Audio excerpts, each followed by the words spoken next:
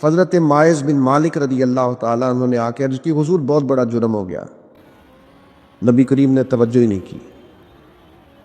پھر عرض کی حضور بھول گیا تھا، سرکار نے رخ پھیر لی۔ پھر عرض کی حضور بھول گیا تھا۔ کریم فرمانے لگے کسی ذہنی الجھاؤ کی بات کرتا ہے؟ پھر فرمایا دیکھو محسوس کرو، ہوش میں تو ہے۔ عرض کی حضور مہربانی کرتے، یہ جو احساس ندامت ہے سونے نہیں دیتا، کرم نوازی کرے۔ یعنی ایک شخصیت حاضر بارگاہ ہوئی ہے، عرض کی حضور جرم ہو گیا بہت بڑا، سرکار نے توجہ ہٹائی۔ پھر عرض کی حضور بھول گیا تھا، خطا ہو گئی، پھر توجہ ہٹائی۔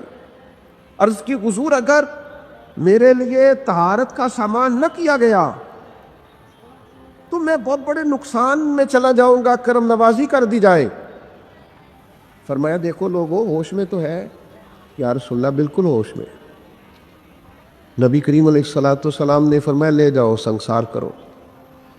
پتھر مارے گئے، سنسار کیا گیا، اعتراف کیا، مانا، سزا قبول کی، اپنے لیے فیصلہ کیا کہ مجھے سزا لینی چاہیے۔ ان کا وصال ہوا۔ یہاں تک تو معاملہ ان کا تھا، لیکن اس اعتراف پر انعام یہ ملا کہ محبوب نے فرمایا غسل کفن کرو، میں خود جنازہ پڑھاؤں گا۔ نبی رحمت علیہ السلام نے امامت فرمائی، کی تدفین ہوئی۔ کسی شخص نے بعد میں کہا اس نے فلاں جرم کیا ہے، تو حضور فرمانے لگے چپ کر، تجھے پتہ ہے وہ کہاں ہے اس وقت؟ یا رسول اللہ کہاں ہے؟ فرمایا جنت کی نہروں میں غوطے لگا رہے ہیں۔ اور حضور فرمانے لگے اس بندے نے ایسی اعلیٰ توبہ کی ہے کہ اگر میں اپنی ساری امت میں اس کی توبہ ساری امت میں، فرمایا اس کی توبہ اگر قیامت تک آنے والے سارے امتیوں میں بانٹ دوں تو اللہ سب کی بخشش فرما دے گا۔ اپنے ضمیر سے بوجھ اتارنا ہے، بندوں کے سامنے سرخرو نہیں ہونا، اللہ کے حضور ہونا ہے۔ توبہ کا مطلب ہے رب کی بارگاہ میں سرخرو ہونا، بندوں کے سامنے نہیں۔ ہمارا اصل مسئلہ احساس کا ہے، توبہ کا نہیں۔ جب تک اپنی غلطیوں کا بندہ محاسبہ نہیں کرتا، جب تک احساس پیدا نہیں کرتا، وہ محسوس نہیں کرتا کہ میں غلط ہوں، مجھے ٹھیک ہونا چاہیے، تب تک توبہ کا ہے۔ آپ دیکھیں نا صحابہ کرام کا مزاج کیا، چھوٹی چھوٹی چیزیں ہیں لیکن وہ دوڑ کے آتے ہیں، کہتے ہیں یا رسول اللہ غلطی ہو گئی، اور اپنے آپ کو پیش کرتے ہیں۔ ایک خاتون نے آ کے پیش نہیں کیا کہ یا رسول اللہ میرے پیٹ میں ناجائز بچہ ہے، مجھے پاک کر دے۔ کوئی پکڑ کے نہیں لایا، کسی نے آ کے اسے گرفتار نہیں کیا، مقدمہ نہیں کرایا، پرچہ نہیں درج کرایا، 14 دن کے ریمانڈ کے بعد نہیں مانی، خود آئی اور آ کے کہا حضور میرے سے غلطی ہو گئی ہے، مجھے معاف کر دے۔ تو رسول پاک صلی اللہ تعالی علیہ وسلم نے بچے کی ولادت کے بعد اسے دوبارہ بلایا، کہا بعد میں آنا، وہ آئی، اسے سنسار کیا گیا۔ تو جب کسی شخص نے کہا نا کہ یہ تو بڑی نفس کے ہاتھوں گرفتار عورت تھی اور کتنا بڑا جرم کیا، تو پھر حضور نے پتہ کیا فرمایا؟ فرمایا چپ کر جاؤ، تم نے گناہ دیکھا ہے، تم نے اس کا احساس نہیں دیکھا۔ توبہ رٹا لگانے کا نام تو نہیں نا، توبہ تو اللہ کو منانے کا نام ہے۔ ایک شخص اپنے گناہ چھوڑنے کا ارادہ ہی نہیں کر رہا اور وہ اپنی غلطی کو غلطی تسلیم ہی نہیں کر رہا اور اپنی غلطیوں سے وہ پیچھے ہٹنے کو 2 قدم بھی تیار نہیں، تو توبہ کوئی رٹا لگانے کا نام تو نہیں۔ آپ توبہ طوطے کو رٹا دیں تو طوطا توبہ توبہ پکارتا رہے تو اس کو وہ چیز تو نہیں حاصل ہونے لگی۔ توبہ ایک بڑی خاص بات صوفیاء نے لکھی ہے، اگر آپ سمجھیں تو بڑا نفع دے گی۔ وہ کہتے ہیں جس طرح گھر چھوٹا بنانا ہو یا بڑا بنانا ہو، زمین تو درکار ہوتی ہے کہ نہیں؟ زمین ہوگی تو گھر بنے گا، چاہے وہ چھوٹی سی کٹیا بنے یا بہت بڑا محل بنے، زمین کا ہونا ضروری ہے۔ اسی طرح آپ نے نیک اعمال تھوڑے کرنے ہیں یا زیادہ کرنے ہیں، توبہ کا ہونا ضروری ہے۔ توبہ وہ زمین ہے جس کے اوپر آپ نیک اعمال تعمیر کریں گے۔ اگر توبہ نہیں ہے تو پھر کوئی بھی نیک عمل آپ کے پاس ہو ہی نہیں سکتا۔ آپ پچھلے گناہوں سے رجوع کریں اللہ کی طرف، آپ کہیں کہ میرے اندر یہ غلطی ہے، میں توبہ کرتا ہوں۔ ان العبد اذا اعترف، اعتراف جرم کریں، پھر اللہ کے حضور رجوع لائیں۔ میرے بھائی اپنی زندگی میں ہم سے جو کمیاں رہ گئی، پتہ ہے اللہ تعالیٰ نے توبہ کا دروازہ ہر وقت کھلا رکھا ہے، اور فرمایا لا تقنطوا من رحمت اللہ، تم نے مایوس نہیں ہونا۔ ان اللہ یغفر الذنوب جمیعا، اللہ تمہارے سارے گناہ ہی معاف کرتے۔ کرنے کا کام یہ ہے کہ چلو آج سے ہی صحیح، چلو ابھی سے صحیح۔ بہت ضعیف العمری میں بڑھاپے میں آ کے بھی لوگوں نے خیر کا رستہ اختیار کیا تو اللہ کی رحمت نے آگے بڑھ کے استقبال کیا۔ چلے کسی وقت بھی، کیا کہتے ہیں، صبح کا بھولا شام کو گھر آ جائے تو بھولا، چلو گھر تو پہنچ گیا ہے نا، اپنے گھر آ گیا، اب کہاں بھولا ہے۔ اپنی کمزوریاں تلاش کریں، ان کے لیے اپنے آپ کو کٹہرے میں کھڑا کریں، اپنے آپ سے سوال جواب کریں، اپنے ساتھ گفتگو کریں۔ اپنی زندگی میں جو لوگ اپنی غلطیاں ماننا شروع کر دیتے ہیں وہ ایک فائدہ اپنے ساتھ کرتے ہیں اور ایک اپنی آنے والی نسل کے ساتھ فائدہ کرتے ہیں۔ ان کو پتہ چلتا ہے کہ ہمارے بزرگ ہمیں یہ کہہ رہے ہیں، ہمارے والدین کہ بیٹا یہاں میں بھول گیا تھا اور میری اس غلطی کی بنیاد پر مجھے یہ نتائج بھگتنا پڑے اور بہت ساری چیزوں پر میں بہت سارے لوگوں سے پیچھے رہ، یہ خطا نہ کرنا زندگی میں۔ لیکن وہ ہمیں اپنی تعریفیں سنانے سے فرصت ملے تو اپنی غلطیوں کی طرف جائے۔ ہمیں آئینہ ہر روز ہمارا ہی حسن ہمیں ہی دکھاتا رہتا ہے۔ اگر ہمیں کہیں کوئی کمزوری نظر آئے تو تب ہے نا۔ صوفیاء کرام کے سرخیل ہیں حضرت مجدد الفسانی رحمۃ اللہ علیہ، تو شیخ سے کسی نے کہا خوش بخت انسان کون ہوتا ہے؟ تو مجدد صاحب فرمانے لگے جسے اپنی غلطیاں نظر آنی شروع ہو جائیں۔ خوش بخت ہے وہ آدمی جس کو اپنے گریبان میں منہ ڈالنے کا شوق پیدا ہو، خیال آئے تو اس کی تربیت شروع ہو جاتی۔ لیکن جو ہر بات، میں ایک چھوٹی سی بات آپ کی خدمت میں عرض کروں، میں آپ اس سے اختلاف کر سکتے ہیں، تو میرا تجربہ یہ ہے، میں نے تعلیمی زندگی گزاری ہے، میرا تجربہ یہ ہے کہ جو نہیں نہ پڑھا اپنی وجہ سے نہیں پڑھا، کہے بعد میں وہ کہ جی وہ خاندانی مسائل بڑے تھے، مجبوریاں بڑی تھی گھر کی، کہے جو جس نے کہنا ہے کہے، اور میں یہ بات ماننے کو تیار نہیں ہوں، اس لیے کہ میں نے اپنی زندگی میں دیکھا جنہوں نے پڑھنا تھا نا وہ پارٹ ٹائم جاب بھی کرتے تھے اور پڑھائی بھی کرتے تھے۔ وہ میں خود، ہم دوست جایا کرتے تھے، اب تو میں نے کبھی یہ سنا بھی نہیں، لیکن یہ جو لوگ بڑی عمر کے ہیں انہیں پتہ ہوگا، آدھی قیمت پر کتابیں مل جاتی تھی اور پھر اس کو جا کے دوبارہ بیچ کے آتے تھے، وہ پھر 25% قیمت ملتی تھی اس کی اگلے سال۔ تو اس طرح سے سمٹے ہوئے خرچوں میں اور اس طرح اخراجات کی کفایت شاری میں لوگ پھٹیوں پر بیٹھ کے پڑھتے رہے، اور بہت ساری مائیں بستہ لے کے دینے کی پوزیشن میں نہیں ہوتی تھی، تکیے کے غلاف میں پہنی ہوئی کتابیں، اور 3 دوستوں نے مل کے ایک چٹائی خریدنے کا پلان بنا لیا، اس پر بیٹھے ہوئے اور پھر ایک دوات کے ساتھ 3 قلم اسی دوات میں ڈبو کر وہ اپنا اپنا کام کرنے والے، اور ایک دوسرے پر اثار بھی کیا جا رہا ہے، تو پین میں سیاہی بھرنے کا اثار کیا جا رہا ہے، کسی کو دی بھی جا رہی ہے تو کہا تھوڑی گاچی دے دو تاکہ میں بھی اپنی پھٹی کو صاف کر لوں۔ لیکن یہ پڑھتے پڑھتے لوگ، چھوٹی کتابوں پہ پڑھتے پڑھتے انہوں نے بڑے بڑے انقلاب برپا کر دیے۔ ہم یہ دیکھتے رہے، اپنی کمزوریوں کی وجہ سے لوگ پیچھے رہ گئے جو رہ گئے، ورنہ جن لوگوں نے تھوڑی سی بھی توجہ کی اللہ تعالیٰ نے ان کی مدد فرمائی۔ زندگی میں جو جس مقام پر بھی کھڑا ہے، وہ بھی بیٹا ہے یا والد بن چکا ہے، وہ بھی شاگرد ہے یا استاد کے منصب پر فائز ہو چکا ہے، وہ ابھی طالب علم ہے یا عملی زندگی میں کسی شعبے کے ساتھ منسلک ہو چکا ہے، اگر وہ چاہتا ہے کہ اگلی زندگی میں کم از کم ناکام نہ ہو تو پیچھے جو اس سے کوتاہیاں ہو گئی ہیں ان کا اعتراف کرنا شروع کریں۔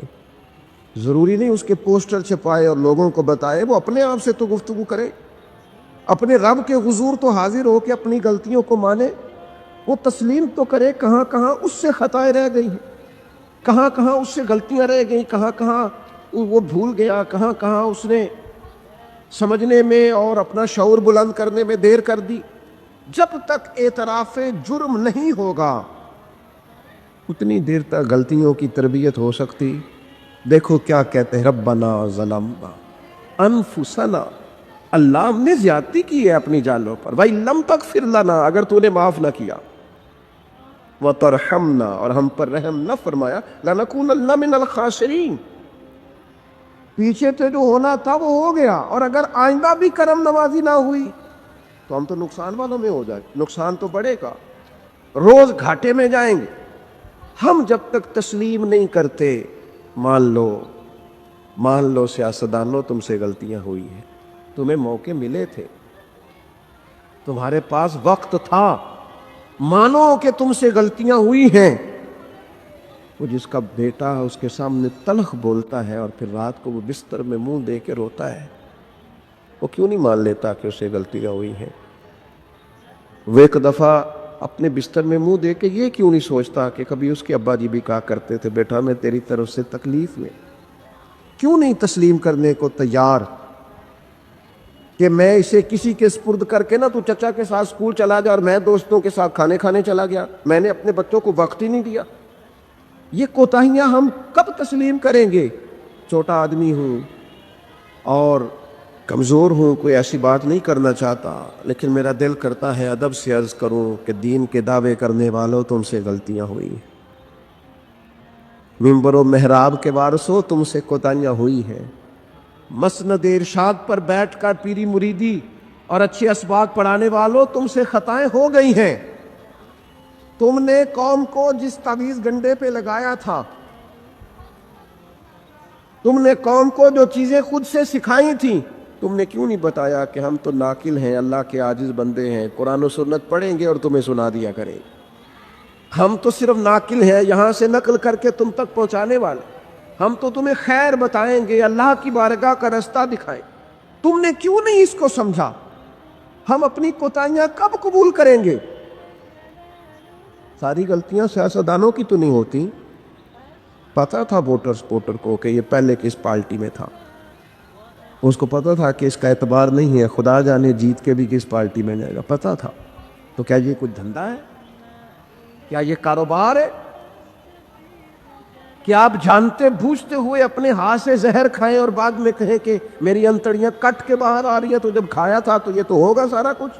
ہمارے کچھ دوست ہیں محبت کے ساتھ رمضان میں کچھ اپنی بساط کے مطابق جو ہمیں نظر آتا ہے کہ یہ ہمارے جاننے والوں میں کوئی غریب آدمی ہے، تو بڑی معمولی سی چھوٹی سی خدمت ہم کرنے کی کوشش کرتے ہیں۔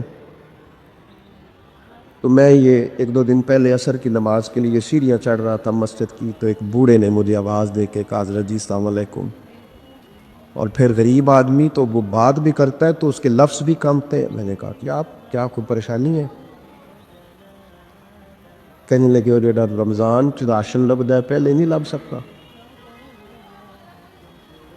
تو میں ان کا بازو تھام کے ان کو کونے پہ لے گیا، میں نے کہا پریشان ہے، ان کے آنسو بے اختیار ٹپ کے کہنے لگے منڈے دی کل 40,000 تنخواہ ہے تو 34,000 گیس دا بل آ گیا، اب یہ ہے کہ اس کو مینج کرنا۔ اقبال نے کہا تھا تو خالق و مالک ہے مگر تیرے جہاں میں، اللہ کی بارگاہ میں کہا مالک تو قادر و عادل ہے مگر تیرے جہاں میں ہے تلخ بہت بندہ مزدور کے اوقات۔ اللہ تیری حکمتیں ہیں، تو ہی بہتر جانتا ہے، ضرور کوئی حکمت ہوگی، لیکن بعض لوگ تکلیف میں کیسے مینج کریں؟ کیوں نہیں اپنی غلطیاں مانتے؟ ہم نے غلط لوگوں کو سپورٹیں کی ہیں، ہم نے بھائی یہ دیکھا ہے کہ وہ میرے گھر آیا ہے، مجھے بھی چودھری مانتا ہے چھوٹا سا، لہذا پیچھے لگ گئے۔ کمزور باتیں کرنی چھوڑ دیں، مایوسی کے جملے اپنی زندگی سے نکال دیں۔ ہم مسلمان ہیں، آپ بیمار ہو گئے ہیں تو یہ بھی خدا کا فضل ہے، گناہ معاف ہوں گے۔ اگر اللہ تعالیٰ نے فقیر بنا دیا، غریبی آ گئی ہے تو یہ بھی فضل ہے، امیروں سے پہلے جنت میں جائیں گے۔ اگر اللہ تبارک و تعالیٰ نے کسی جگہ آپ کو مکان نہیں دیا اور دوسرے کو دے دیا ہے تو آپ وہ لوگ ہیں جو عظیم سنت ادا کر رہے ہیں سیدنا بلال حبشی کی۔ اگر کسی جگہ کوئی کمزوری آ گئی ہے، کوئی پیچھے رہ گئے ہیں تو یہ خدا کا فضل ہے۔ اللہ تعالیٰ نے چاہا ہمارے لیے جو فیصلہ تو ہم اس پہ راضی ہیں، لیکن اپنی زندگی اور شکوے اتنے بڑھا لیے، ہم نے اتنے بڑھا لیے کہ لوگوں سے شکوے کرتے کرتے رب رسول سے بھی شروع کر دیے۔ غلام بھی کبھی شکوہ کرتا ہے، آقا کا بھی شکوہ ہوتا ہے، بندہ بھی کبھی شکوہ کرتا ہے، رب کا بھی شکوہ ہوتا ہے، یہ بھی کبھی ہوتا ہے۔ آپ نہ مانے پر یہ شکوہ ہے کہ میں بڑے ڈاکٹروں کے پاس گیا ہوں، آرام نہیں آیا، نہ مانے پر یہ شکوہ ہے میں نے کبھی کسی کو ستایا تو نہیں، پر میرے حالات بھی ٹھیک ہوتے. آپ نہ مانے پر یہ شکوہ ہے کہ فلانے کے پاس دولت زیادہ ہے، اس نے پتہ نہیں وہ آگے نکل گیا اور میں پیچھے رہ گیا. نہ مانے پر یہ شکوہ ہے. کس سے کر رہے ہو؟ رب رسول سے. او ہس بولے تے دی مہربانی، اساں تے لاڈ ہی لڑاونے نے. کس سے شکوہ کر رہے ہو؟ خدا کے بندو، غلام غلامی کرتے شکوے کرتے ہیں کوئی. حضرت ام سلمہ رضی اللہ تعالیٰ عنہ، شوہر کا نام ہے ابو سلمہ، بیٹے کا نام ہے سلمہ. کہتی ہیں میں، میرا شوہر، میرا بیٹا، تینوں، چھوٹا بیٹا میرا، ہم نکلے مکہ مکرمہ سے مدینہ طیبہ جانے کے لیے. ایک کی بیٹا ہے، خاندان جمع ہے، شوہر کی گود میں بیٹا، اونٹ کے پیچھے میں. فرماتی ہیں مدینے کی سرحد آ گئی تو میرے میکے والے آ گئے. کہنے لگے ابو سلمہ نہیں لے جانے دیں گے مدینے اپنی بیٹی کو. میں نے کہا میں مسلمان ہوں، میں تو اپنے شوہر کے ساتھ مدینے جاؤں گی. انہوں نے کہا نہیں جا سکتے، تو نے جانا ہے تو جا، ہماری بیٹی نہیں جائے گی. زبردستی مجھ سے انہوں نے مجھے میرے شوہر سے الگ کیا. کہتی ہیں پھر میرے شوہر کے قبیلے والے آ گئے. وہ کہنے لگے اگر تم اپنی بیٹی کو نہیں نہ جانے دیتے تو یہ جو ہمارا پوتا ہے یہ ہماری نسل ہے، تمہارا نہیں، اسے ہم نہیں جانے دیں گے. وہ بچہ اپنی طرف کھینچتے تھے، میں اپنی طرف کھینچتی تھی مدینے کی سرحد پہ. یہ جھگڑا زمین کے لیے نہیں ہو رہا، مکان کے لیے نہیں ہو رہا، حضور کے مدینے جانے کے لیے ہو رہا. حضور کے مدینے جانے کے لیے ہو رہا، مدینے جانے کے لیے ہو رہا. لنگ کئی مہینے تے برس گئے تے تیری دید نو دیدے ہی ترس گئے. انہوں نے بچہ کھینچا، میں نے اپنی طرف کھینچا، میرے بچے کا بازو اتر گیا. فرماتی ہیں میرے شوہر مدینے چلے گئے، بیٹا میرا میرے سسرال والے لے گئے، مجھے میکے والے لے گئے. آج بھی کچھ سیانے بندے کہتے ہیں اس کو نکال دو اور بچے چھین لو. ان کا بھی خیال تھا کہ بیٹا لے جائیں گے نا تو ابو سلمہ بھی مدینے سے واپس آ جائے گا، یہ بھی واپس آ جائے گی. اور یار اتنا بڑا بھی ظالم کوئی نہیں ہوگا جو ماں باپ سے بچے جدا کرے. فرماتی ہیں کہ وہ لے گئے چھین کے، میں میکے چلی گئی. لوگ روٹی کھاتے تھے، میرے حلق سے نہیں گزرتی تھی. زمانہ سویا کرتا تھا، میں سو نہیں پاتی تھی. بیٹا کہاں، شوہر کہاں، میں کہاں. ام سلمہ کتنی دیر تکلیف کاٹی. جناب ام سلمہ کہنے لگی لوگوں ایک دو دن نہیں، پورا سال بیت گیا، پورا سال. پر جے سونا ہی میرے دکھ وچ راضی، جے سونا ہی مارو بارو مینو مار مکاؤ، میں کوئی عذر نہ پیش لے آواں، او جے سونا ہی میرے دکھ وچ راضی، پھر سکھ نو چلے ڈاواں. فرمایا سال بیت گیا. لوگ صبح اٹھ کے کام کاج پہ لگ جاتے، کپڑے بدلتے، ڈیوٹیاں کرتے، اور میں سویرے اٹھ کے اس جگہ آ جاتی جہاں میرا شوہر اور میرا بیٹا بچھڑا تھا. میں سارا دن روتی، آہوزاری کرتی، حضور کے مدینے کی طرف منہ کر کے میں تڑپتی. سال بیت گیا، سال، ایک ہفتہ نہیں نکلتا بچوں کے بغیر. بڑے بڑے سیانے لوگ پردیس جاتے ہیں تو بچوں کی فوٹو دیکھ دیکھ کے روتے ہیں، لیکن کہتی ہیں ماں تھی، بیٹا بچھڑا اور پھر بیٹا بیمار ہو اور ماں سے جدا ہو، کتنی تکلیف کا منظر ہے. آپ فرماتی ہیں کہ ایک سال بیت گیا اور میں نے کسی کی منت نہیں کی، میں نے کوئی شکوہ نہیں کیا، اس لیے کہ جس حال میں رب و رسول رکھے. یہ حوصلہ، یہ صبر، یہ توانائی. ایک سال کے بعد میرے چچا کا بیٹا میرے پاس سے گزرا، تڑپتے دیکھ کر کہنے لگا میری بہن تو سارا دن روتی رہتی ہے. تو میں نے کہا بھائی تمہیں کیا بتاؤں، اس کا شوہر چلا جائے، بیٹا جدا ہو جائے، وہ کیا کرے گی. فرماتے اس نے جا کے میرے باپ سے، اپنے والد سے، میرے خاندان والوں سے کہا اس کی سزا کب ختم ہوگی. اس غریبنی کا قصور یہ ہے کہ یہ مدینے والے کا کلمہ پڑھتی ہے، اس کی غلطی یہ ہے کہ یہ مسلمان ہو گئی ہے، دین حق قبول کر لیا ہے، کیوں نہیں تم خیال کرتے. کہتے ان کے دل نرم ہوئے، وہ رضامند ہوئے مجھے مدینے جانے. پھر اس نے کوشش کی میرے سسرال پیغام بھیجے، کب بس کرو، اور بچہ تو چڑیا کا جدا ہو جائے تو وہ تڑپا کرتی ہے، اور تم نے ایک جیتی جاگتی ماں کا بیٹا جدا کیا ہے. وہ بھی نرم ہوئے، رب نے اسباب بنائے، میرا بیٹا مجھے ملا. کہنے لگے تو رہ جا. میں نے کہا نہیں، تم مسلمان نہیں ہو، تمہیں پتہ نہیں نا، میں یہاں نہیں رہ سکتی، مجھے مدینہ ہی جانا ہے. اکیلی اتنا سفر، جنگلوں کا رستہ، پہاڑی رستہ طے کر لو گی. میں نے کہا میں کر لوں گی. انہوں ویکھ کے ٹھر دیاں اکھیاں نے تو جنہوں ویک کے ٹھر دا سینہ ہے، ربا تیری ساری خدائی ایک کی تشہر مدینہ ہے۔ کہتی میں اونٹ پہ بیٹھی، بیٹا میں نے گود میں بٹھا لیا، میں سفر کرنے لگی، پر دل میں کھٹکا تھا کہ اتنا لمبا سفر، بیٹا چھوٹا ہے، کیسے کروں گی؟ کہتے مجھے عثمان بن طلحہ مل گئے، کہنے لگے کہاں جا رہی ہو بہن؟ میں نے کہا مدینے۔ کہنے لگے اکیلے جاؤ گی؟ میں نے کہا جانا تو ہے نا، کوئی ساتھ چلے نہ چلے پر شہر رسول تو جانا ہے نا۔ آپ فرماتی ہیں میں نے عثمان بن طلحہ سے نیک بندہ کوئی نہیں دیکھا، میرے اونٹ کی لگام تھام لی۔ جب مجھے اونٹ پہ بٹھاتے تھے نا، اونٹ بٹھا کے چلے جاتے تھے، میں بیٹھ جاتی تھی تو آ کے لگام تھامتے تھے۔ جب کہیں مجھے اتارتے تھے تو اونٹ بٹھا کے چلے جاتے تھے، میں اتر جاتی تھی تو اونٹ کو باندھتے تھے۔ سونا ہوتا تھا تو اونٹ بٹھا دیتے، میں اتر جاتی، وہ دور جا کے لیٹ جاتے۔ فرماتی تھی پھر میرے لیے میرے رب نے اسباب پیدا کیے اور میں مدینہ پہنچی، میں شوہر سے ملی، اور لوگوں میرے نصیب دیکھو، میں رہنے کہاں لگی؟ حضور کے مدینے میں، شہر رسول میں، شہر رہ پائے نظر ہوش میں آ، یہ کوبے نبی ہے، میں حضور کے حرم کی زمین اور قدم رکھ کے چلنا۔ ارے سر کا موقع ہے او جانے والے، مدینے کے خطے خدا تجھ کو رکھے، غریبوں فقیروں کے ٹھہرانے والے۔ کہتی ہیں میں وہاں بسنے لگی۔ آپ فرماتی ہیں مسلمانوں شاید مجھ سے زیادہ تکلیف کسی نے نہ سہی ہو، پر دیکھو 1 سال پورا میں تکلیف میں رہی، اور جب میرا صبر سال کو پہنچا، صبر کی عمر 1 سال ہوئی، تو پھر رب نے بندوبست کیا، پھر میرے گھر والے بھی نرم ہو گئے، سسرال والے بھی نرم ہو گئے، رب نے میرے آنے جانے کے لیے ایک بندے کا بندوبست بھی فرما دیا، پھر میرا شوہر تک بھی میں پہنچ گئی، مجھے مدینہ تو رسول بھی نصیب ہوا۔ 1 سال میں نے صبر کیا تھا، رب نے مجھے مستقل مدینے کا ٹھکانہ عطا فرما دیا۔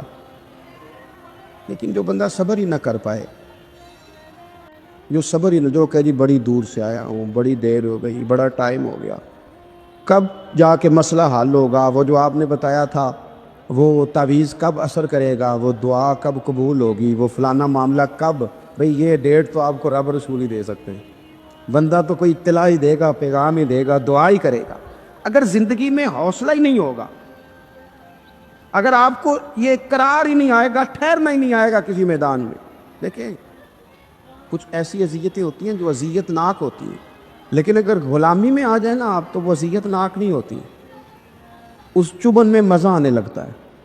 کئی درد بھی مزیدار ہوتے ہیں، کئی درد بھی، کبھی زخم ٹھیک ہونے پہ آ جائے نا تو اسے چھیڑو تو مزہ آتا ہے، اس لیے کہ کچھ درد بھی مزیدار ہوتے ہیں۔ آتش سے کسی نے کہا تو روتا بڑا ہے، اس نے کہا محبوب کی یاد میں تڑپتا ہوں، ابھی تو ایک دل ہے، میرے تو خواہش تھی کبھی 2 ہوتے نا تو صحیح کر کے تڑپتا، رب نے دل ایک بنایا، کہتا وہ مزہ دیا ہے تڑپنے کہ میری آرزو ہے یا رب میرے دونوں پہلوؤں میں دل بے قرار ہوتا۔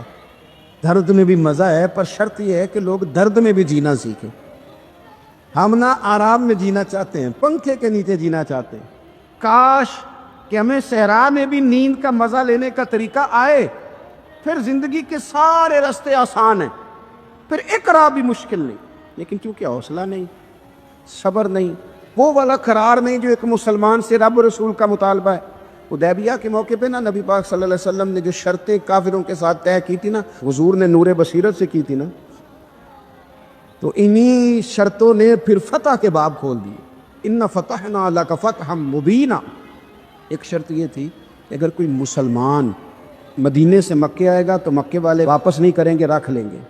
پھر غور کریں کہ مسلمان اگر مدینے سے مکے آئے گا تو مکے والے واپس نہیں کریں گے، اور اگر کوئی بندہ مسلمان اپنے آقا کی مرضی کے بغیر مسلمان ہو جائے اور وہاں سے وہ مدینے آئے گا تو حضور پناہ نہیں دیں گے۔ تو میرے بھائی محبوب کی طرف سے آنے والا نہ صرف سوکھ ہی نہیں قبول کرنا چاہیے، دکھ بھی قبول کرنا چاہیے، دکھ بھی قبول کرنا چاہیے۔ ہمارا یہ مسئلہ ہے کہ ہم نہ میٹھی میٹھی کے قائل ہیں، کڑوی کڑوی کے قائل نہیں۔ اگر وہ کبھی دکھ دینا تو محبوب کا دکھ بھی سکھ سمجھ کے قبول کرو۔ ہاں اس کی طرف سے کانٹا ہے کبھی تو اسے پھول سمجھ کے قبول کرو، وہ چبھے گا نہیں، انشاءاللہ مزہ ہی دے گا، وہ قبول تو کرو نا۔ تو اب حضرت ابو بصیر رضی اللہ تعالیٰ عنہ ایک صحابی تھے، ایک تو حضرت ابو جندل رضی اللہ تعالیٰ عنہ تھے نا، تو وہ تو حدیبیہ میں آ گئے، حضور مجھے لے جائیں، تو نبی پاک نے فرمایا میں نے وعدہ کر لیا ہے، ان کو بھی حضور نے واپس بھیج دیا۔ اور یہ بیچارے نا اپنے آقا کی جیل توڑ کے مکے سے بھاگ کے مدینے آئے، یا رسول اللہ مجھے قبول کر لے، میں بھاگ آیا ہوں، وہ بڑا ظلم کرتے ہیں، مارتے ہیں، تکلیف دیتے ہیں۔ وہ آئے تو ادھر سے نا اس کے مالک نے ایک دو بندے بھی بھیج دیے رکا دے کے کہ یا رسول اللہ آپ کا تو وعدہ تھا کہ آپ بندہ رکھیں گے نہیں۔ یہ آئے اور رکا بھی آ گیا۔ اب ذرا منظر کو سمجھیں۔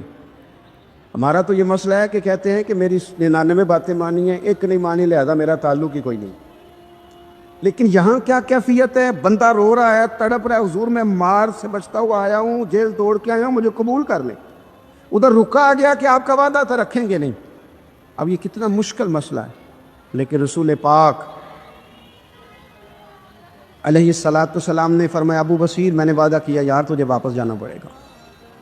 اوئے ہوئے ہوئے۔ لوگ تو کہتے ہیں نا کہ وہ پیر صاحب نے کہا تھا تو میرا کام نہیں ہوا، لہذا میری بیعت ہی گئی، چھٹی ہو گئی، ماحول ہی بڑا عجیب ہے۔ حضور نے فرمایا واپس جا، لیکن جے کر یار دے نام دا ملے مینا، پھر انہوں چولی پا لئیے مینے نو پنجے سٹیے نہ، جے کر یار دے نام دا۔ سامنے والے نے تانا سمجھ کے دیا تھا، پر یار کے نام کا تھا نا، اس نے کہا لا صحیح، سونے کے نام کا ہے نا، تانا ہوا تو کیا ہوا، جے کر یار دے نام دا ملے مینا، انہوں چولی پا لئیے پنجے سٹیے نہ، تو جے کر یار دے نام دی ملے سولی، پھر جھوٹا جھوٹ لئیے تے پیچھے ہٹیے نہ، جھوٹا جھوٹ لئیے۔ اب لکھنے والے کا بھی اپنا انداز ہے نا، وہ کہتا ہے یہ بھی میرے لیے جھولا ہی ہے، یہ بھی آرام کی جگہ ہی ہے، جھوٹا جھوٹ لئیے تے پیچھے ہٹیے نہ۔ حضرت ابو بصیر رضی اللہ تعالیٰ عنہ سے حضور نے فرمایا واپس جانا ہے، کہ سونیا ٹھیک ہے، کوئی شکوہ نہیں، کوئی گلہ نہیں، یہ بھی میرے محبوب کا حکم ہی ہے۔ اور کیا بات ہے، میرے نبی وعدوں کے پکے ہیں، کیا بات ہے، حضور نے جو کہا کر کے دکھایا۔ کہتے ہیں میں واپس جا رہا تھا، ایک دو بندے ساتھ تھے، جب مدینے کی حد گزر گئی نا، حضور نے تو کہا تھا نا مدینے میں پناہ نہیں دینی، تو میں نے اس سے کہا یار تلوار بڑی سونی ہے، ذرا دکھانا۔ اس نے دکھائی تو ایک کی میں نے گردن کاٹ دی، دوسرا ویسے ہی بھاگ گیا، اور بھاگ کے حضور کے پاس آئے، اس نے تو مار دیا۔ تو سرکار فرمانے لگے میں نے تو وعدہ پورا کیا تھا نا، تم سے نہیں سنبھالا گیا تو معاملہ تمہارا ہے۔ اب حضرت ابو بصیر رضی اللہ تعالیٰ عنہ واپس آئے، عرض کی حضور اب میرے لیے کیا حکم ہے؟ حضور نے فرمایا میاں حکم وہی ہے، مدینے میں ہم نہیں رکھ سکتے تم، مدینے میں صحابہ تھے نا، حضور کی باتوں سے خوشبو لیتے تھے، مدینے میں نہیں رکھ سکتے۔ حضرت ابو بصیر کہتے ہیں میں مدینے کی سرحد سے نکل گیا، اس جگہ چلا گیا جو نہ مکے کی ریاست میں تھا نہ مدینے کی، ایک مقام ایس تھا جہاں میٹھے پانی کے کنویں تھے، وہاں رہنے لگا۔ حضرت ابو جندل کو پتہ چلا کہ ایک نیا ٹھکانہ بن گیا، وہ بھی جیل توڑ کے آ گئے، 70 بندے آ گئے، وہاں سے قافلے گزرتے تھے کافروں کے، یہ بھی مسلمانوں کو تنگ کرتے تھے، اگر مکے سے کوئی قافلہ گزرتا تھا تو ہم نے بھی ان کو پکڑا، کافر کا مال مال غنیمت اسباب بن گیا۔ اور وہ جب قافلہ لے کے آتے تھے تو ڈرے ہوتے تھے، اور ان کو تو ستایا تھا نا، کہتے ہمیں ستایا بڑا تھا، ہم تو انقلابی بن گئے تھے، ہم تو راکھ لیتے نا، بڑی منت کرتے، بڑی جان مشکل سے چھڑاتے، 70 بندے ہو گئے، پھر 300 ہو گئے۔ ابو بصیر کہتے ہیں دنیا مدینے جاتی تھی لیکن ہم تڑپتے تھے، ہم تڑپتے تھے، روت لنگ گئی ہے پھر باہر آ دی، تے اجے چٹھیاں مدینے ہو آئیاں نہیں، ہم تڑپتے تھے کہ یار کوئی موقع ملے، روز رات کو روتے تڑپتے۔ 300 انقلابیوں کا جتھا صبر سے بیٹھا ہے مدینے کی سرحد پہ، اندر آنے کی اجازت نہیں، پر غلامی میں روز اضافہ ہو رہا ہے۔ صبر دیکھو، غلامی میں روز اضافہ ہوتا ہے۔ تنگ آ گئے کافر، پہلے بڑی ڈینگیں مارتے تھے کہ دیکھو ہم نے کیسی شرط منوائی ہے، کیسی شرط منوائی ہے کہ ان کا بندہ آئے گا تو ہم واپس نہیں کریں گے، ہمارا جائے گا تو انہیں کرنا پڑے گا۔ پھر اتنے تنگ آئے کہ خود آ کے کہنے لگے حضور مہربانی کریں، یہ شرط تو ختم کرے گا، اور ان 300 کو تو مدینے بلائیں، مہربانی فرمائیں۔ حضور بڑے خوش ہوئے، آج غلاموں کے نام پیغام لکھا، غلاموں کے نام پیغام لکھا، چٹھی لکھی حضور نے۔ چٹھی کس چیز کی لکھی؟ آ جاؤ یار مدینے آ جاؤ، چٹھی آئی مدینے آنے کے لیے، حضرت ابو بصیر کے نام چٹھی گئی، آ جا یار مدینے، پیغام آیا۔ حضرت ابو بصیر اتنے بیمار تھے کہ نزع کا عالم تھا، لیکن اس عالم میں بھی انتظار تھا۔ حضرت ابو بصیر کو نہ وہ رکا گیا، حضور کی چٹھی گئی تو یوں چٹھی پڑھی، حضور نے فرمایا آ جا نا، رستہ کھل گیا ہے تو آ جا، کھل گیا رستہ. حضرت ابو جندل کہتے ہیں میں سرانے کھڑا تھا, حضرت ابو بصیر کے خط پڑھا, مسکرائے, اشارے سے کہنے لگے کہ دیکھ میرے نبی کا خط ہے, حضور کی چٹھی میرے نام آئی ہے, پڑھنا. میں نے بھی پڑھی, پہلے روئے پھر کلمہ پڑھا, پھر میرا ہاتھ تھاما, روح ہی پرواز کر گئی. وہی والا کام جو ہمارے ملک میں ہوتا ہے کہ قیمت کے ساتھ زمین دینی ہے کہ مفت دینی ہے. جب بڑے آدمی کو پسند آ جاتی ہے تو کہتے ہیں مول دینی ہے کہ مفت دینی ہے. دینی پڑتی ہے, غریب ہے, کیا کریں, مجبور ہے, مظلوم ہے. کہا بوڑھی عورت سے سپاہیوں نے بیچ دے, کہا نہیں, کہنے لگے نہیں بیچے گی تو ہم لے لیں گے. اس عورت کی گائے زبردستی سپاہی ذبح کر کے کھا گئے. بوڑھی نے بادشاہ تک پہنچنا چاہا لیکن اس کو پہنچنے نہ دیا گیا, منع کر دیا گیا. اس کی رسائی نہ ہو سکی, غریب عورت تھی. جس دن مکران شاہ واپس آ رہے تھے نا, سیر کر کے پل سے گزر رہے تھے, تو کسی نے بوڑھی سے کہا کہ بادشاہ گزرے گا. وہ چھپ کے پل پہ بیٹھ گئی, اور مکران شاہ جب پل سے گزرنے لگے تو بوڑھی آگے آئی اور اس کے گھوڑے کی لگام پکڑی. ایسا جملہ کہا کہ مکران شاہ چکرا کے زمین پہ گرا, اور بوڑھی کہنے لگی مکران شاہ تیرے سپاہی میری گائے ذبح کر کے کھا گئے ہیں, تو بتا اس کا حساب اس پل پہ کھڑے ہو کے دینا کہ پل صراط پہ دینا ہے. بتا یہاں کھڑے ہو کے دے گا کہ وہاں کھڑے ہو کے دے گا, بول بتاؤ, یہاں دینا ہے کہ وہاں دینا ہے. دینا تو پڑے گا, یہاں دو گے تو ہو سکتا ہے قیامت میں بچ جاؤ, اور اگر یہاں نہیں دو گے تو وہاں لٹکا دیے جاؤ گے, رسوا کیے جاؤ گے, پوچھا جائے گا. مکران شاہ چکرا کے گرا زمین پہ اور گر کے کہنے لگا بی بی میں وہاں حساب نہیں دے سکتا, دو دینا یہی لے لے, جو لینا یہی لے لے. آ جاؤ آ جاؤ, وقت ہے, گنجائش ہے, مہلت کے دنوں میں توبہ کر لو, پلٹ آؤ, اللہ کے حضور حاضر ہو جاؤ. حضرت ابی بن کعب رضی اللہ تعالیٰ عنہ نے امیر المومنین سیدنا فاروق اعظم پہ مقدمہ کر دیا. عدالت تھی, جج تھی حضرت زید بن ثابت. حضرت عمر پہنچے, حضرت زید بن ثابت اٹھ کے کھڑے ہوئے, جگہ خالی, کا امیر المومنین بیٹھ جائیے. آپ فرمانے لگے زید یہ تم نے ناانصافی کی, ہم دونوں آئے تھے مقدمہ لے کے, یا تو دونوں کے لیے جگہ بناتے, تم نے ٹھیک نہیں کیا. پھر بعض ذرا آگے بڑھی, حضرت ابی بن کعب نے مطالبہ کیا کہ حضرت عمر فلاں بات پہ قسم اٹھائیں, تو حضرت زید بن ثابت جاج تھے, کہنے لگے آپ امیر المومنین سے یہ مطالبہ کر رہے ہیں, آپ اس مقدمے کا فیصلہ کر لیں, اس کے بعد میں آپ کو فارغ کر دوں گا. آپ مجھے امیر المومنین کہہ رہے ہیں, اور امیر المومنین کہہ کہ آپ یک طرفہ ہو رہے ہیں, اور جو آدمی انصاف لینے آپ کے دروازے پہ آیا ہوا ہے, اس ملک کا مسئلہ کیا ہے؟ اس ملک کا مسئلہ غریبی نہیں, میرے وطن کا مسئلہ یہ ہے کہ امیر غریب کے لیے قانون الگ الگ ہے. یہاں 11 سال 12 سال ایک شخص جیل میں رہ کے آتا ہے, لیکن بعد میں پتہ چلتا ہے وہ تو بے گناہ تھا. اس کے 11 سال کون واپس کرے گا؟ اس کے 20 سال زندگی کے جو سلاخوں کے پیچھے کٹ گئے کون واپس کرے گا؟ اور امیر آدمی وہ تو قبل از گرفتاری ضمانت کرا لیتا ہے. ان کے پاس تو بڑے بڑے ایشو ہیں, بڑے بڑے وکیل ہیں, بڑے بڑے ڈاکٹروں کی ان کے پاس رپورٹیں ہیں, وہ تو سارا کچھ کر سکتے ہیں, کوئی ہے ہی نہیں ان کو روکنے والا. میرے عزیزو آپ سمجھے میری بات کو. حضرت عمر فاروق فرمانے لگے یہ فیصلہ کر لیں, اس لیے کہ حضرت عمر اگر صرف اپنا سوچتے تو نظریہ نہیں بچتا تھا. جناب عمر رضی اللہ تعالیٰ عنہ نے نا صرف اپنا نہیں سوچا, انہوں نے کہا کہ سچ کو فروغ دیا جائے, ذات سے نکلا جائے. آپ فرمانے لگے تو نا عمر کو کسی اونچی اڑان میں مبتلا نہ کر, عمر کو پتا ہے عمر کیا ہے, اسے وہ دور یاد ہے جب وہ اونٹ چرایا کرتا, لہذا میرے لیے وہی فیصلہ کر جو فیصلہ کرنے کا طریقہ قرآن و سنت نے ہمیں عطا فرمایا ہے. آپ نکلیں ذرا ذات پات کے چنگل سے.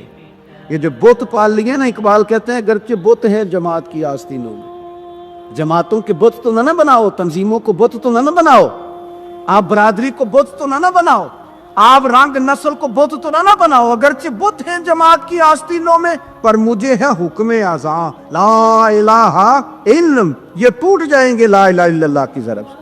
وسیع الظرف, وسیع المزاج بنے, وسیع المشرب بنے.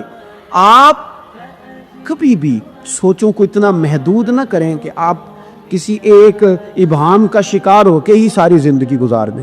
کیا مسئلہ تھا عرب کے لوگوں کو؟ مسئلہ کیا تھا؟ صرف اتنا. ایک عجیب روایت ہمیں ملتی ہے سیرت کی کتابوں میں. میرے نبی پاک صلی اللہ تعالی علیہ وسلم نا رات کے وقت پہاڑ کی چوٹی پہ بیٹھ کے قرآن پاک کی تلاوت کرتے تھے. حضور نا رات کے وقت قرآن پاک کی تلاوت کر رہے تھے. نبی کریم تلاوت کر رہے تھے. اور جب یاسین والے نبی خود یاسین پڑھے، والضحیٰ والے محبوب جب خود والضحیٰ کی تلاوت کریں، مدثر والے محبوب جب خود مدثر پڑھے، تو انداز ہی نرالو. حضور قرآن پاک کی تلاوت کر رہے تھے تو اس تلاوت کی نا آواز گونجی. کہاں تک پہنچی؟ ابو جہل بھی کسی جھاڑی میں چھپ کے حضور کا قرآن سننے لگا. سریلی اتنی تھی، اس میں لطف اتنا تھا. ابو سفیان بھی آ گئے، کسی جھاڑی میں چھپ کے قرآن سننے لگے. اخنس بن شریک بھی آ گیا. تھوڑا نہیں سنا، ساری رات ہی حضور کی تلاوت سنتے رہے. ساری رات تلاوت سنتے. اور کہاں چین لینے دے حضور کی میٹھی آواز، کہاں چین لینے دے حضور کی میٹھی آواز. تینوں پھر اٹھ گئے. کئی دن آتے رہے. ایک دن طے ہوا کہ آج کے بعد بالکل نہیں آنا، جو آئے گا سزا ملے گی. ہو گئی بات طے. اخنس بن شریک کہتے ہیں میں سویرے ابو جہل کے گھر گیا. میں نے کہا سن، ایک دن نہیں کئی راتیں تو نے بھی سنا، میں نے بھی سنا. دل پہ ہاتھ رکھ کے بتا، وہ جو پڑھتے ہیں وہ حق سچ ہے کہ نہیں؟ کھری بات کر. سنا تو نے بھی، سنا میں نے بھی، ساری رات سنا. بتا بات سچی ہے کہ نہیں؟ تو ابو جہل کہنے لگا ایک ایک حرف سچ ہے، ایک ایک بات سچی ہے. تو مانتا کیوں نہیں؟ پھر تو مانتا کیوں نہیں؟ تو جو ابو جہل نے جواب دیا، خدا را اس پہ غور کرنا، میری منت سمجھ کر اس بات پہ غور کرنا. او پھر تو مانتا کیوں نہیں؟ تو ابو جہل کہنے لگا ہمارے قبیلے کا اور بنو ہاشم کا، حضور سید عالم کے قبیلے کا شروع سے مقابلہ رہا ہے. انہوں نے اگر لوگوں کو کھانے کھلائے تو ہم نے بھی کھلائے. انہوں نے غریبوں کا بوجھ اٹھایا تو ہم نے بھی اٹھایا. انہوں نے اگر گھوڑا دوڑایا تو ہم نے بھی دوڑایا. پھر انہوں نے دعویٰ کر دیا کہ ہمارے اندر ایک نبی آ گیا ہے. اب ہم کیسے مان دیں اس قبیلے میں نبی آ گیا؟ پہلے کیا کہہ رہا ہے؟ بات بالکل حق ہے. اب کیا کہہ رہا ہے؟ اس کے کہنے کا مطلب یہ ہے کہ اگر میرے قبیلے میں نبی آتا تو میں مان جاتا. او خدا کے بندو، یہ برادری کا بت، قبیلے کو جو بت بنا لیا معاذ اللہ، وہ تعصب بن کے آڑ بن گیا، گروہ پرست ہو گئے. وہ کہنے لگا اس کا مطلب یہ تھا کہ میرے قبیلے میں ہوتے تو میں مان جاتا، قبیلہ دوسرا ہے. خدا را، ان بتوں کو توڑنے کی ضرورت ہے.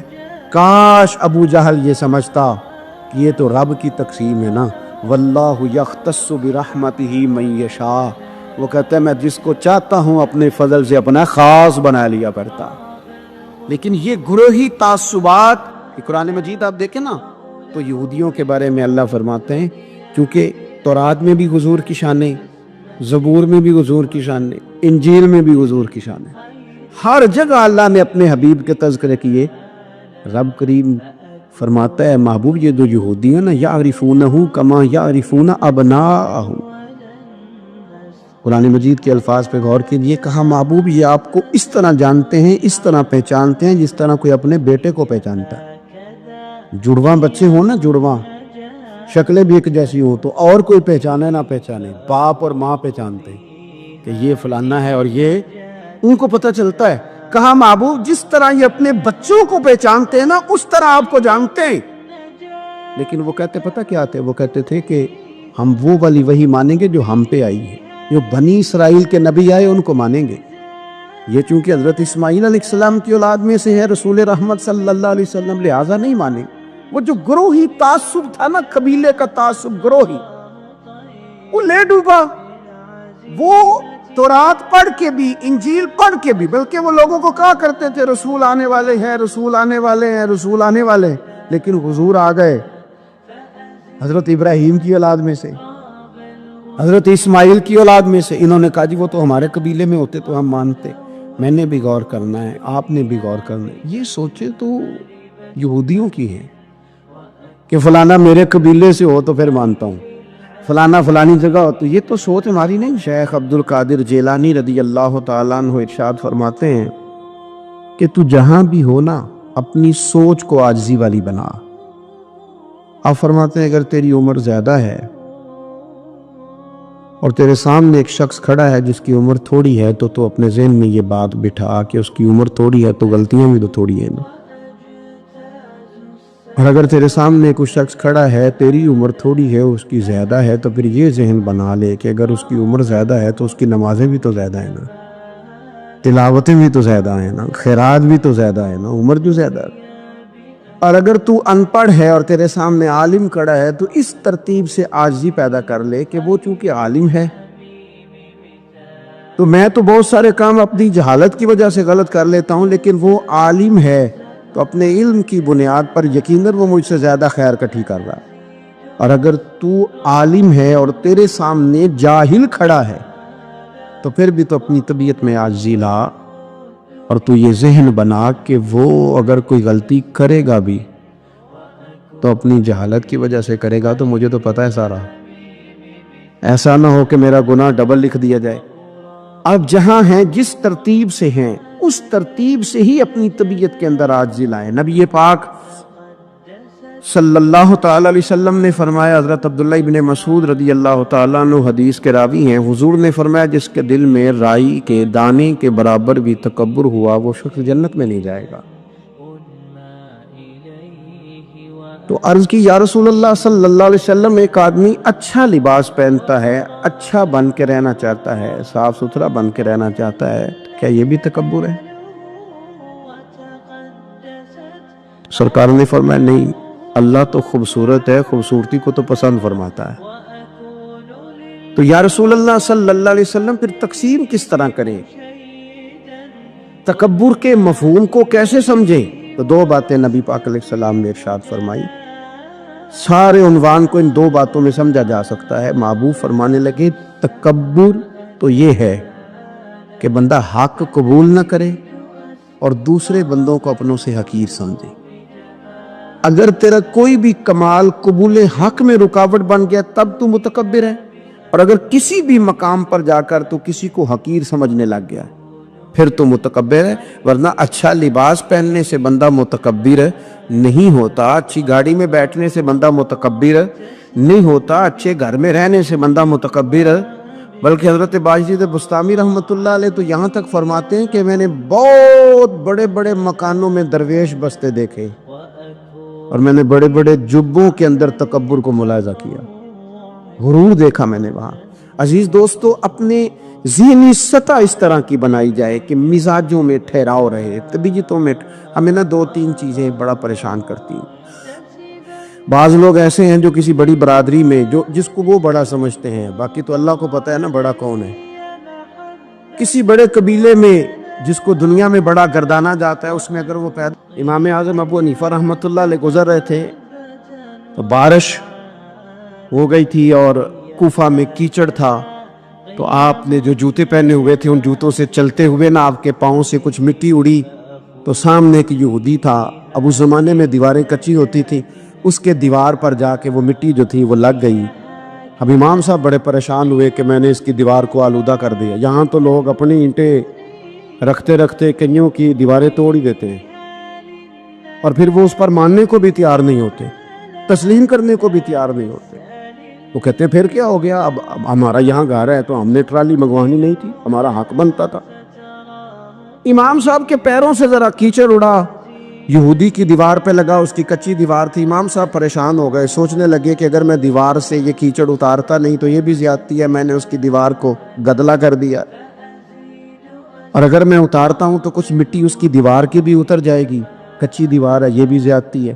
مومن گناہ کو پہاڑ کی طرح سمجھتا ہے کہ کہیں گر نہ جائے، اس کی بھی کہیں سزا نہ مل جائے۔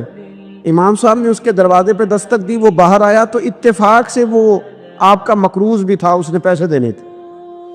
باہر نکلتے ہی کہنے لگا اوہ آپ تو قرض لینے آ گئے، میرے پاس تو ابھی گنجائش نہیں ادا کرنے کی۔ تو امام صاحب کہنے لگے تو قرض چھوڑ، وہ میں نے معاف کیا، میرے سے غلطی ہو گئی ہے، میں آ رہا تھا، لکڑی کے جوتے اس زمانے میں کھڑاؤں لوگوں نے پہنے ہوتے تھے، کہا وہ میرے پیروں سے ذرا کیچڑ اڑا ہے، تیری دیوار پہ لگ گیا ہے۔ اب میں بڑی دیر سے کھڑا سوچ رہا ہوں کہ اگر میں تیری دیوار صاف نہ کروں تو میں نے یہ میلی کر دی، گدلی کر دی، یہ بھی بات درست نہیں ہے، زیادتی، اور اگر میں اسے صاف کرتا ہوں کچی دیوار سے کچھ مٹی اتر جائے گی تو یہ بھی زیادتی ہے، اب تو بتا میں کیا کروں؟ تو بے موسمہ پھل تھا نا یہ، تو بے موسمہ پھل دیکھ کے بندہ حیران ہو جاتا ہے، جو باتیں روٹین میں نہ ہو رہی ہوں وہ ذرا انوکھی لگتی ہے، بندہ حیران ہو گیا، غور سے امام صاحب کا چہرہ دیکھنے لگا، غور سے چہرہ دیکھنے لگا، اور پھر تھوڑی دیر سوچنے کے بعد کہنے لگا حضور پہلے میں نے دین اسلام کے بارے میں پڑھا اور سنا تھا، آج میں نے دین دیکھا ہے، پہلے میں نے سنا تھا کہ دین اسلام اس طرح کا ہے، آج میں نے دین، ہم نہ پوری دنیا کے کافروں کو دین سنانا چاہتے ہیں، دکھانا نہیں چاہتے، ہم نیک نظر آنا چاہتے ہیں، نیک بننا نہیں چاہتے، ہم نیک نظر آنا چاہتے، نتیجہ کیا نکلتا ہے کہ کچھ عرصے کے بعد پتہ چل جاتا ہے بندہ کس لیول کا نیک ہے، کیا معیار ہے اس کی نیکیوں کا؟ کہنے لگا حضور پہلے میں نے دین سنا تھا، آج دیکھا ہے، آپ وہ مٹی کی دیوار پر جو کیچڑ لگ گیا ہے دیوار کو بعد میں صاف کیجئے گا، پہلے کلمہ پڑھائیں تاکہ میرے اندر کا کفر صاف ہو جائے، مجھے مسلمان کر دے۔ جب بندہ بہت زیادہ غافل ہو جاتا ہے پھر اعلانیہ گناہ کرنے لگتا ہے، ایک گناہ پھر اس کا اظہار گناہ، ایک بندہ حدیث پاک میں آتا ہے ایک بندہ رات کو کوئی غلطی کرتا ہے، اللہ تعالیٰ اس پہ پردہ ڈال دیتا ہے، لیکن وہ سویرے خود لوگوں کو بتاتا پھرتا ہے میں نے یہ کیا، میں نے یہ کیا۔ جب آپ اظہار گناہ کرتے ہیں نا تو سامنے والا بھی دلیر ہوتا ہے، کہتا ہے اس نے کیا میں کر لوں گا، تو پھر کیا ہوا؟ ہمارے علماء نے لکھا ہے کسی کی نماز قضا ہو جائے تو کسی کو بتائے نہ، قضا پڑھ ڈالے، اس کا جگہ جگہ ذکر نہ کرے، جب آپ کہیں گے نا میری قضا ہو گئی تو آپ کے ساتھ رہنے والا بچہ دوست سمجھے گا یار اس کی قضا ہو گئی ہے تو میری بھی ہو جائے گی تو کیا ہو۔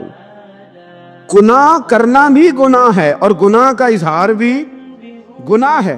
نبی اکرم صلی اللہ تعالی علیہ وآلہ وسلم نے ارشاد فرمایا میری ساری امت کو معافی مل جائے گی سوائے ان لوگوں کے جو اعلانیہ گناہ کرتے ہیں، یہ بخاری مسلم دونوں میں حدیث موجود ہے، جو اعلانیہ گناہ، جنہوں نے خود ساری دنیا کو گواہ بنا لیا میں نے یہ بھی جرم کیا، یہ بھی کیا، یہ بھی کیا، یہ بھی کیا، خود انہوں نے لوگوں کے، بہت بڑے غافل آدمی کی علامت ہے کہ گناہ کرے اور پھر اوپر سے اعلانیہ گناہ کرے، اتنا بڑا جرم کرے۔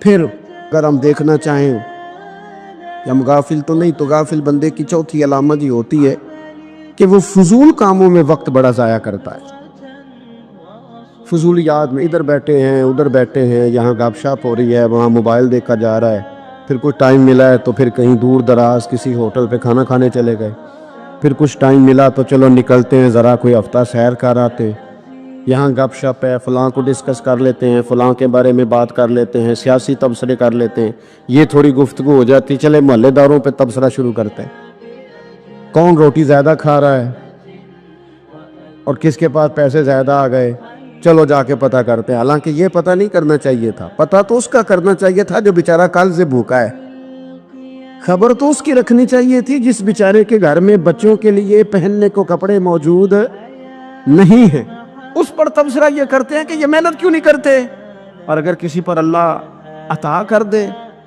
پھر حساب ضرور لگاتے ہیں کہ ذرا معلومات کرو یہ اتنی جلدی آگے کیسے نکل گئی۔ غافل بندے کی علامت ہے وقت کا ضائع کرنا اور فضول کاموں میں ضائع کرنا اور بلا وجہ ضائع، اور ایسے سوالات کرنا جن کی ضرورت ہی کوئی نہیں، بالکل ضرورت ہی نہیں، کوئی مطلب ہی نہیں، لیکن ہم لوگ وقت ضائع، یہ غفلت کی علامت، غفلت۔ اللہ والوں کی علامت کیا تھی؟ ایک بات انہوں نے زندگی میں لے لی، سیکھ لی، پھر ساری زندگی اسی پہ گزار دی، ان کا ارادہ تھا نا کشکول سیدھا کیا۔ کچھ لوگ ساری زندگی لیکچر قبول لے کے سن کے پھر بھی سمجھنے کو تیار، یہ غافل دل کی علامت ہے۔ اس لیے نبی پاک صلی اللہ تعالی علیہ وسلم نے فرمایا دو نعمتیں ایسی ہیں جن میں اکثر لوگ غفلت میں ہیں، ایک صحت اور دوسری فراغت۔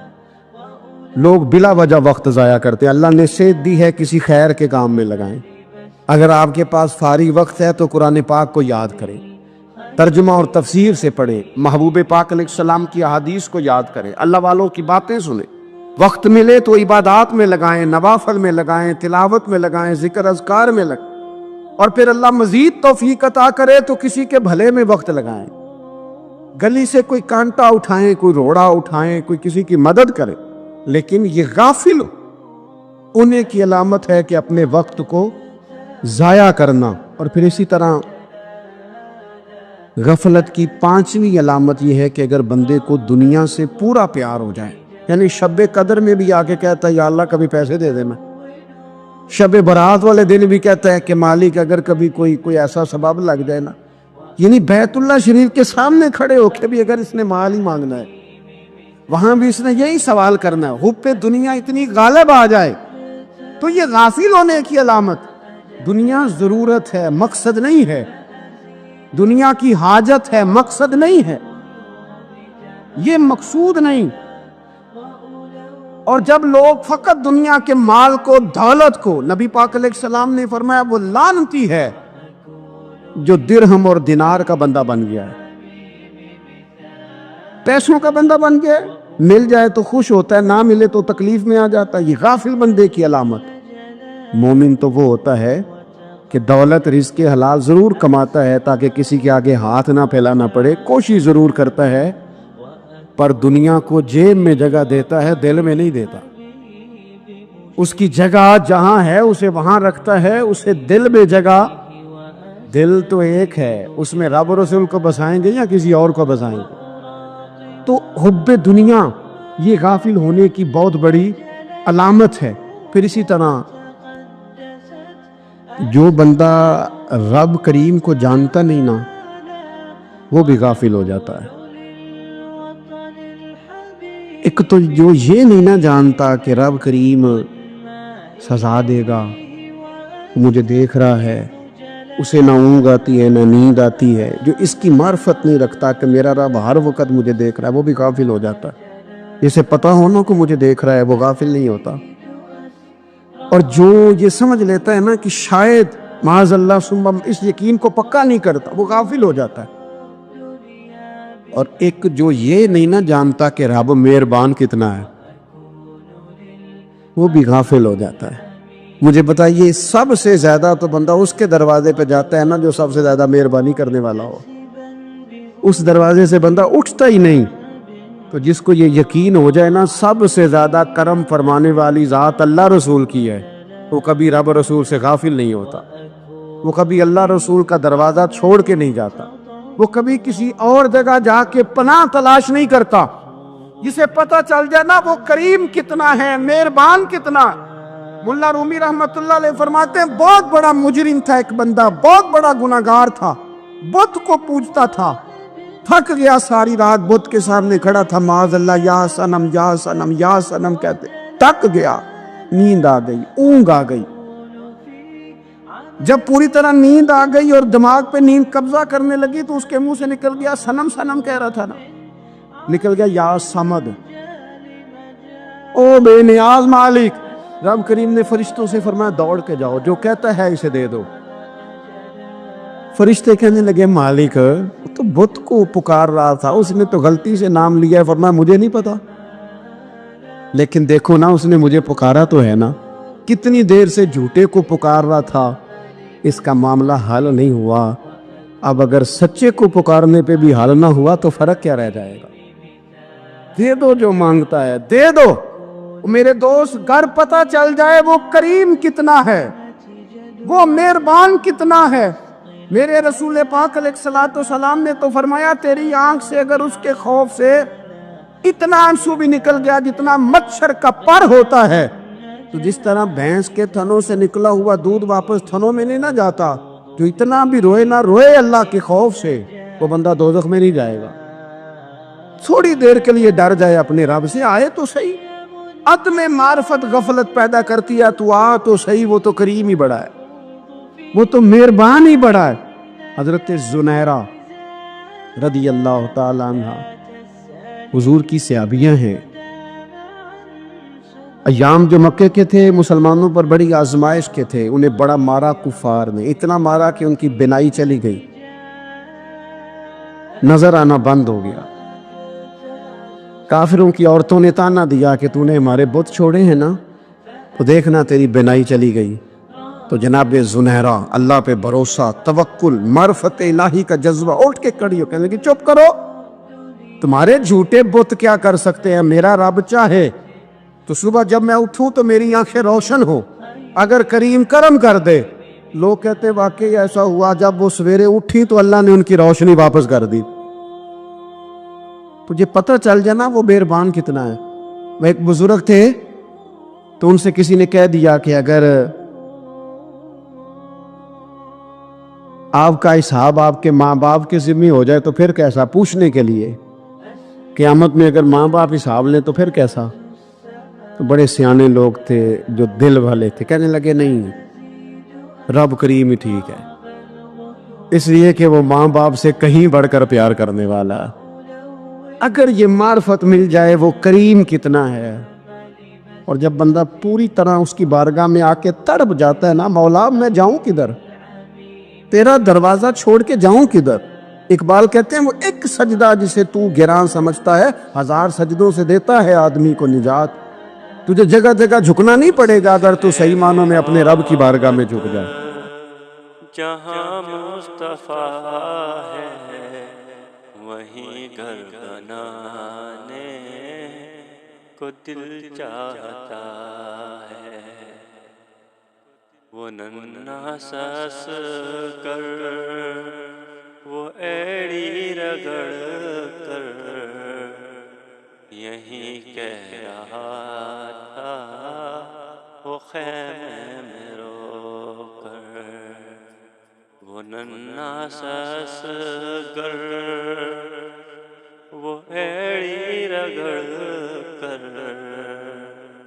یہی کہہ رہا تھا وہ خیمے میں رو کر، اے بابا میں پانی کا پیاسا نہیں ہوں، اے بابا میں پانی کا پیاسا نہیں ہوں، میرا سر کٹانے کو دل چاہتا ہے، وہ سحر محبت جہاں مصطفیٰ ہے وہیں گھر بنانے کو دل چاہتا ہے، جو دیکھا ہے روئے زمال رسالت،